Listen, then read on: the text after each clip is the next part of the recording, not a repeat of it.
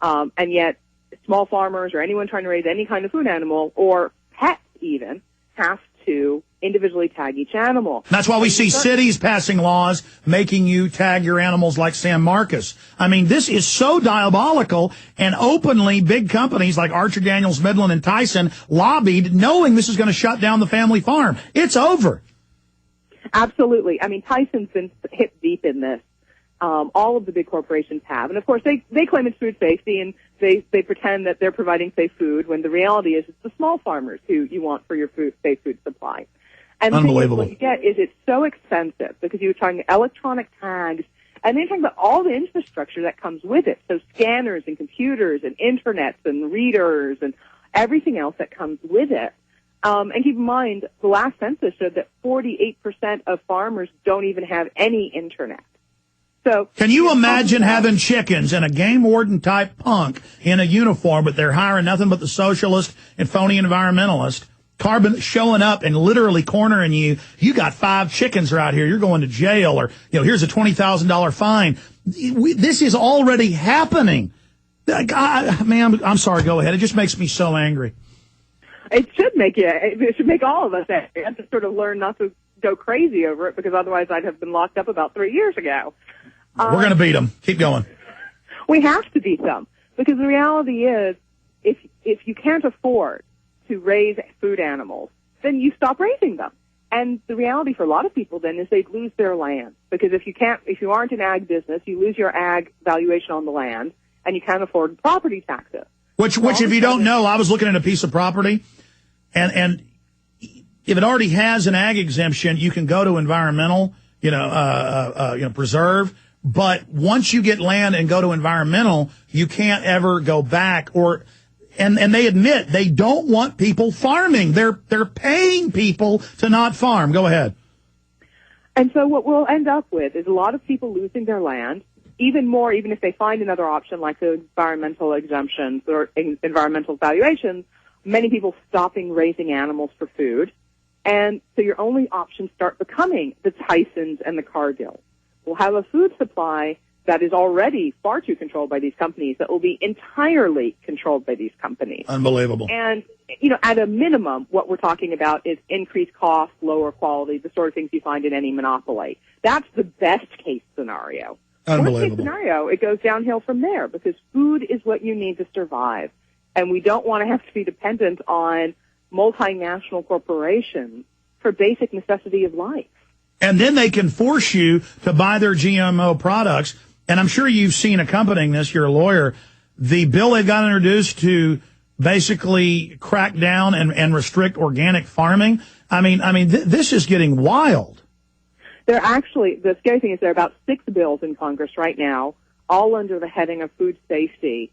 And all of them contain provisions for what's called like best management practices or best scientific risk analysis, different terms, but they basically boil down to the agencies telling people how to farm. Yeah, turning hordes of control freak, carbon footprint eugenicists loose on the people.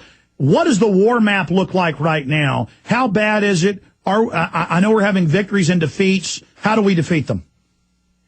Well, right now there's a big opening because the USDA is holding listening sessions all around the country. And I'm not holding my breath that USDA is actually listening. In fact, I bet they aren't. But the point is, if we get huge crowds there and overwhelmingly at meeting after meeting after meeting, people there say, we don't want this, stop it. That's how we hopefully get mainstream press attention. We start reaching out to the Congress, putting pressure on them. So even, whether USDA is listening or not is almost irrelevant. What we need crowds at these meetings. And I was listening to Derry Brownfield this morning, and he said he's gone to meetings and talked to people that are at them. He said you'll have 500 people against this, but 5 or 6 people for it, and they're all the local farm bureau heads who openly have gotten money from the feds and others, literally like 20 pieces of silver. Oh, absolutely. Last week we had the listening session here in Texas. Huge crowd, person after person after person from every walk of life, including people who have technological backgrounds and understand the technology, standing up and saying, don't do this. It's a bad program. We don't want it. And then the handful of people who spoke for it were the Texas Dairymen Association, whose parent organization has gotten money, the pork producers, whose parent organization has gotten money, and that was about it, you know?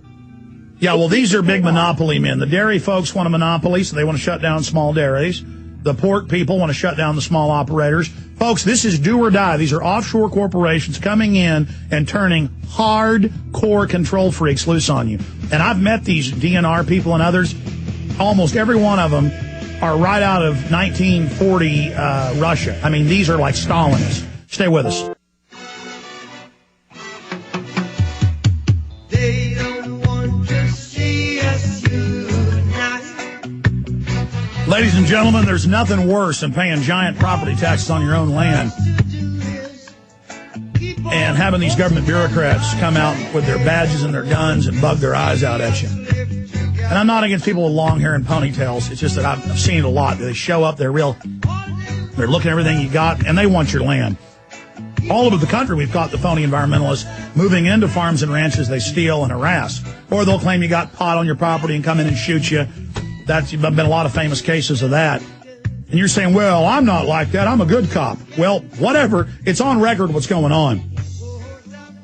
And it's just like the sheriff of Nottingham. It's feudalism. It's serfdom. Got her for about another 10 minutes. Then Kevin Trudeau's coming up.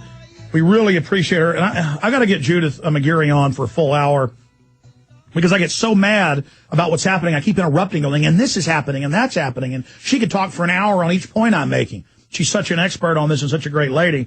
But give out the website for folks that want to find out more. Tell them what else is happening, how we fight this, where it's going. Our website is farmandranchfreedom.org. That's farmandranchfreedom.org. And there's a section on take action. And if you aren't going to read anything else on there, go straight to that section. You can download flyers. You can download, frequently asked questions. You can do all sorts of stuff because the key is getting the word out. I mean, the problem we've got is when you go to these meetings or you go to a county fair or any place, 90% of the people you talk to are against it. But also, you go to a lot of places and 50 or 60 or 70% of the people have never even heard about it. And certainly when you go into the cities, it's even fewer people who've heard about it. And that's our problem. The problem is they can push things through based on, feel-good sound bites, that this is a food safety program, things like that. And people don't know any better.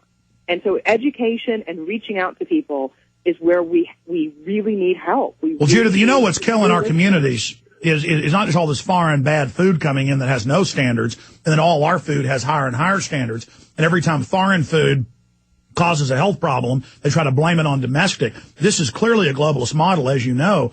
But all the rural areas have got satellite dishes. They're watching TV. They're not down, at the coffee shop talking. They're not involved. They have disconnected, and they're going to lose their communities if they don't get fired up and involved right now. Absolutely. And I think there's a lot of pessimism in the rural communities. I think they feel, a lot of the rural communities feel that there's no point, that they no longer have a voice in the government because they're so outnumbered by the cities. And so they've given up, a lot of folks. Even if they stay on their farms, even if they're still trying to keep their farm together, in terms of activism, in terms of civic involvement, they've thrown up their hands.